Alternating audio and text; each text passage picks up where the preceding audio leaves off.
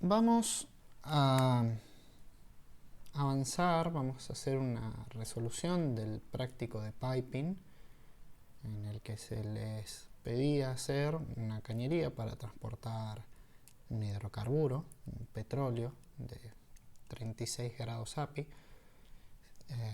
Si recuerdan un poco las veces que se ha hablado de densidad API y de petróleo, 36 grados es un hidrocarburo bastante liviano, con cierta facilidad para ser transportado.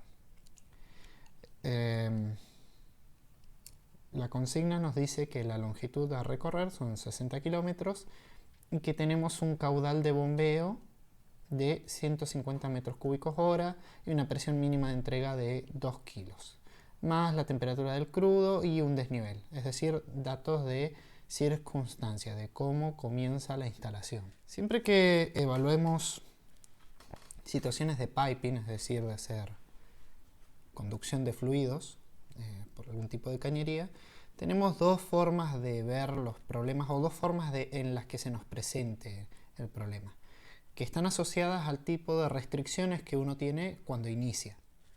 Las restricciones, básicamente vamos a estar hablando del caudal y de la presión. Recordarán que de lo visto en fluidos, en general, los dos factores más importantes para analizar en este tipo de cosas, por ejemplo, son los caudales y son las presiones. Vieron que cuando elegíamos una bomba, por ejemplo, elegíamos en función de el caudal que queríamos bombear y la presión o la altura que debía alcanzar la bomba. Es decir, que nuestras por ahí variables que van a gobernar nuestro transporte van a ser estas dos. Y las restricciones a las que me refiero es que por lo general una de las dos es preponderante y te obliga a diseñar en torno a ella o la otra. En este caso nosotros tenemos el caudal como el preponderante. ¿Por qué? Pongamos en situación el ejercicio. Nosotros tenemos un tanque que lo podemos llamar tanque 1 y tenemos un tanque 2 a 60 kilómetros y nosotros tenemos que lograr conectar, poner un caño con un diámetro adecuado que logre transportar los 150 metros cúbicos por hora. ¿Y qué tenemos como algunas otras restricciones? Bueno, tenemos una presión mínima de entrega, acá hay que llegar con 2 kilos por lo menos. Y no mucho más. Después el resto son características. Tenemos la distancia, que son 60 kilómetros, y eso. Pero básicamente, ¿qué tenemos que hacer nosotros? Diseñar un caño que pueda transportar esta cantidad de crudo. Es decir, que nuestra restricción está por acá. Como la restricción es el caudal, nosotros vamos a definir las otras variables. ¿Cuáles son las otras variables? Y bueno, la presión de entrada la vamos a tener que definir, el diámetro del caño lo vamos a tener que definir. Ven cómo esta es la restricción y estos son resultados que nosotros vamos a definir y a tratar de optimizar, ¿no? Porque se podría hacer algo brutísimo, decir, bueno, sí, pongo un caño acá de 70 pulgadas o una animalada así, o pongo un caño de 30 pulgadas y acá la presión le pongo 200 kilos y sí, los cumple seguro, pero esto está súper sobredimensionado y no es la idea. La idea es que nosotros realicemos la instalación lo más eficientemente posible. Otros tipos de instalaciones de este tipo suelen ser los ejercicios en los que tenés restricciones en cuanto a las presiones y no tanto en cuanto al caudal. No es el ejemplo de este ejercicio, pero para que sepan que el piping se puede estudiar básicamente por estos dos caminos. Tenemos el mismo esquema, un tanque 1, un tanque 2 al que tenemos que bombear, pero podríamos no tener el caudal, sino que tener un diámetro de caño o tener directamente presiones de entrada en cabecera. Te pueden decir, uno tiene que llegar, uno sale de esta cabecera por norma a 70 kilos. Bueno, ¿cuántos kilómetros, de qué diámetro tiene que ser el caño para que recorra tantos kilómetros y llegue con una presión mínima acá? O la pregunta puede ser, ¿cuál es el caudal que podemos transportar con este tipo de caño, con este diámetro? Ven donde ahora la restricción no está puesta en el caudal que vamos a transportar, sino que el caudal es un resultado, el diámetro del caño puede ser un resultado, también puede ser la restricción. En general, el diámetro del caño y la presión suelen venir medio asociados, entonces las restricciones se suelen presentar de esta forma. O sabemos la presión y queremos saber cuánto fluido podemos meter en esa instalación, o sea, cuánto podemos bombear con estas presiones, o sabemos lo que queremos bombear y tratamos de diseñar el caño de la forma más económica posible para lograr esos requerimientos.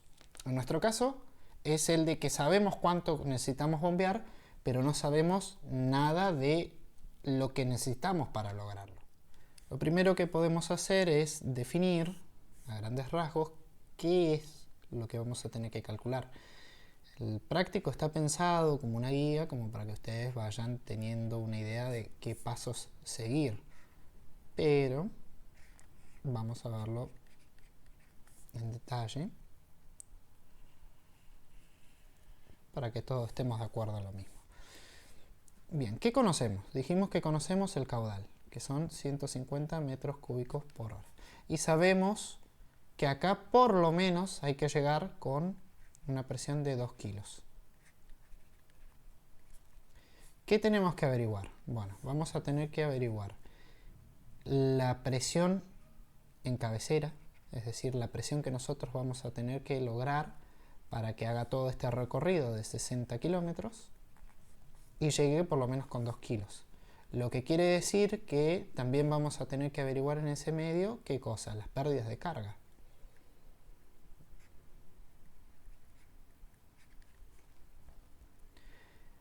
Y otra cosa que no está definida es, bueno, todo muy bonito, pero ¿y el caño qué diámetro tiene? Bueno, el diámetro también lo vamos a tener que definir. Y el diámetro, en general, no solo lo vamos a diseñar desde el punto de vista de que pueda mover este caudal, sino que además tenemos que considerar que el caño resista esta presión. O sea que tenemos que diseñar, definir las presiones de entrada, de cabecera y de salida. Tenemos que definir el caño. Y el caño lo vamos a definir en su totalidad. O sea, vamos a definir el diámetro, el material y el espesor del mismo.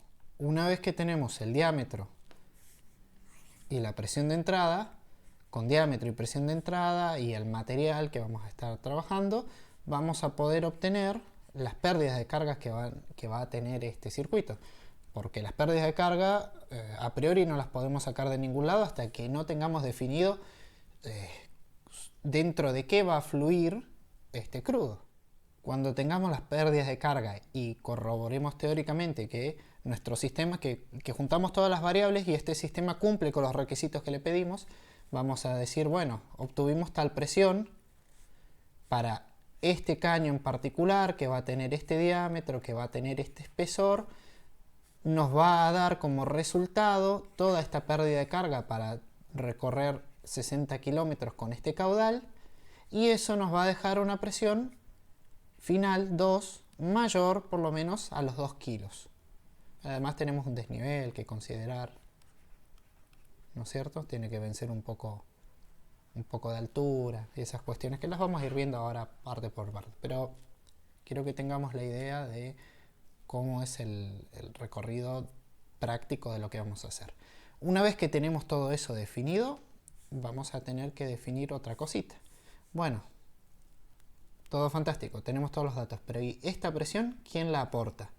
Bueno, ahí vamos a tener que definir la bomba que genere toda esta presión para inyectar acá.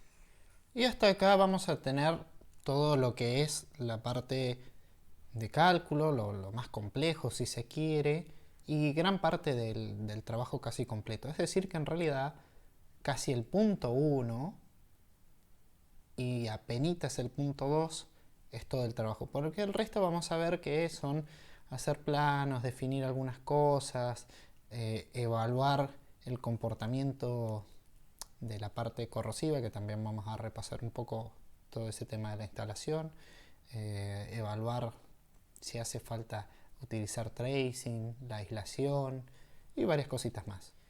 Para definir algunas partes de ello, se adjuntó una tablilla, una cartilla de viscosidades que está relacionada con la temperatura. Grados API, a la industria petrolera le gusta mucho el tema de utilizar densidad API y si bien es algo no muy normalizado, tenemos que utilizarlo así porque hay muchísima bibliografía, hay muchísimas tablas, hay muchísima documentación y herramientas que se basan en este tipo de densidad, que no es lo mejor por ahí para describir un crudo, pero funciona. Por lo menos es mejor tener una aproximación deficiente en algunas cosas que no tener aproximación.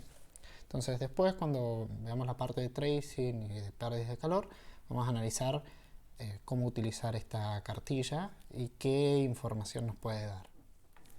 Vamos a buscar definir primero el diámetro de la cañería.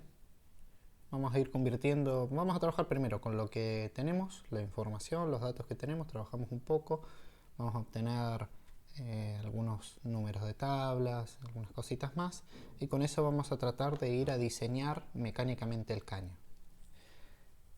¿Qué sabemos de este crudo? Que tiene 36 grados API, el caudal lo convertimos a metros por segundo, pero después vamos a ver que las fórmulas que apliquemos, como están en el sistema internacional, nos conviene utilizar esas unidades para no andar complicando demasiado la situación. Y vemos un poco el tema de las clasificaciones. Hablamos de los grados API, dijimos que era de 36, es decir, un petróleo ligero. Y esta era la fórmula para calcular la densidad API. La densidad API nosotros la tenemos porque es fácil de medir en campo. Se pone un densímetro en el crudo. Tal vez no todos vieron lo que es un densímetro, pero es una especie de varilla que está diseñada para flotar en la sustancia. Los densímetros se diseñan para distintos tipos de sustancias, o sea, hay densímetros para agua, densímetros para sales, o sea, aguas saladas, densímetros para alcoholes y bueno, ahí para petróleos, que suelen estar graduados en grados API.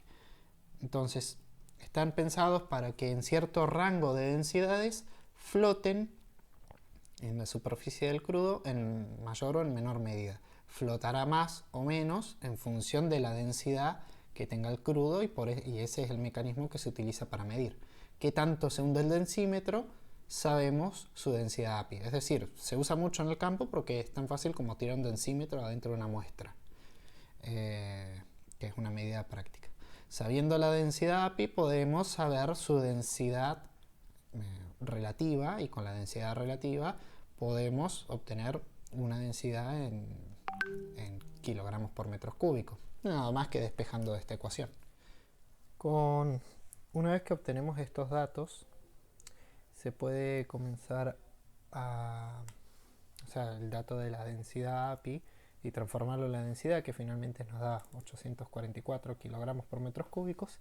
Podemos entrar a distintas figuras o gráficos o incluso se podrían utilizar fórmulas. Es cuestión de buscar en la bibliografía o lo que consideren más oportuno.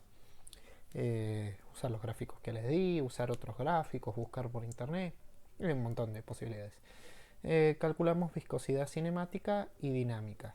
La dinámica la pasamos a pascales por segundo, que es la unidad del sistema internacional, y la cinemática en centistocks. Fíjense que acá tomamos el otro gráfico donde medimos en centipoise. Hicimos unas aproximaciones a distintas temperaturas que pasaba de 15 grados a 32 grados, cómo cambia la temperatura del contenido. Recuerden que se inyecta al oleoducto se inyecta a una temperatura elevada, 30 y pico de grados. Y estamos estimando que va a llegar por lo menos con 15 grados o un poco menor la temperatura al punto de entrega. Notarán que no es muy significativa la diferencia. Pasamos de, no sé, 5 o 6 centipoas, a 10 centipoas. Está bien, sí. Si lo vemos en cantidades, se duplica la viscosidad, lo que va a duplicar las pérdidas asociadas al rozamiento en todo ese sector. Es un factor importante. Pero piensen en un crudo mucho más pesado, por ejemplo, en un crudo de 20 grados API, que es un crudo bastante pesado, pero nada raro que uno no podría encontrar en un pozo medio pesado en las eras, por ejemplo. Pasamos de 300 a 1000. Fíjense cómo cambia la viscosidad casi exponencialmente. Recuerden que este gráfico es logarítmico y estamos en 15 grados. Imaginen la situación de transportar un crudo pesado en una zona como los Perales, que puede llegar a tener temperaturas ambientes de menos 10, menos 15 con la térmica, o acá en zona sur, que a veces hay días en la zona de la Esperanza, Boleadoras, no es de todos los días, pasa 2 veces al año, cada muchos años, pero llegas a tener temperaturas de 25, 30 grados bajo cero. Entonces hay momentos donde la viscosidad crece tan violentamente que el bombeo se vuelve dificilísimo o imposible. Bueno, nos quedamos con estas viscosidades a 30 y 15 grados. Hay gráficos que tienen algunas temperaturas un poco menor, pero es difícil. Es difícil por ahí obtener datos a muy bajas temperaturas. Fíjense que, por ejemplo, este está pensado para dos temperaturas, 21 y 29, o sea, son valores altos de temperatura. Uno podría extrapolar un poco estos datos, pero se vuelve complicado, y las fórmulas también.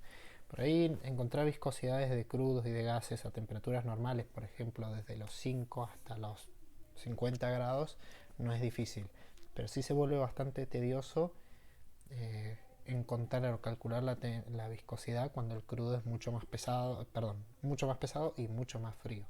Por ejemplo, 5 o 10 grados bajo cero. Igual uno, cuando diseña, no tiene que diseñar constantemente para la peor situación posible. Depende del tipo de instalación que vayamos a utilizar.